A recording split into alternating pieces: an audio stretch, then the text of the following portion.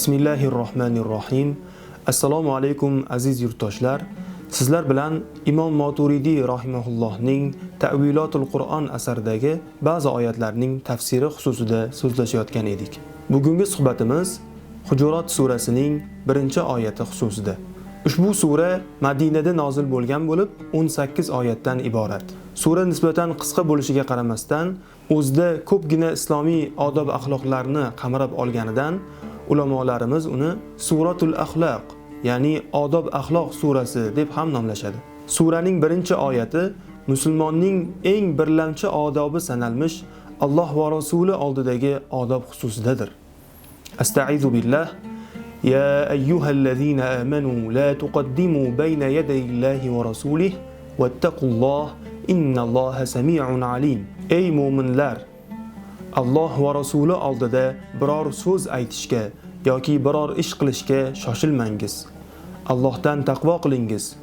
Alloh eshituvchi va biluvchi zotdir. Imom Abu Mansur Maturidiy oyatning tafsiriga kirishishdan avval uning nozil bo'lish sababi xususida to'xtaladilar va bu borada bir necha naqllarni keltiradilar. Birinchisi Hasan Basri rahimahullohdan rivoyat qilingan bo'lib, u kishi aytadilarki, musulmonlar qurbonlik kuni payg'ambar alayhissalomdan avval qurbonlik qilib qo'ydilar. Shunda mana shu oyat nozil bo'lgan. Ikkinchi naql esa Imom Qatoda rahimahullohdan bo'lib, u kishi oyatning nozil bo'lish sababini bunday tavsiflaganlar. Odamlar ichida falon oyat nozil bo'lsa edi, falon hukm joriy qilinsa edi degan gap so'zlar ko'payib ketdi. Shunda Alloh taolo mana shu oyatni nozil qilib, Alloh va rasuli biror hukm aytmasdan turib, o'zingizdan shoshib gapirmangiz deya buyurdi.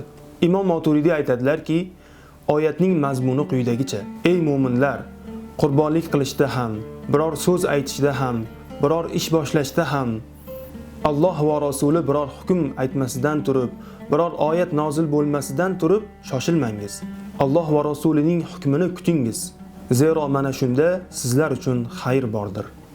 Imom Maturidiyning bu ta'birlari tafsir ilmidagi al-ibratu bi umumil lafzi la bi xususis sabab qoidasiga to'g'ri keladi. Oyat muayyan mavzu xususida nozil bo'lgan bo'lsa-da, uning tatbiqi va amaliyoti umumiy bo'ladi. Oyatdan umumiy tarzda ibrat olinadi. Xo'sh, endi oyatning bugungi kundagi tatbiqi qanday bo'ladi?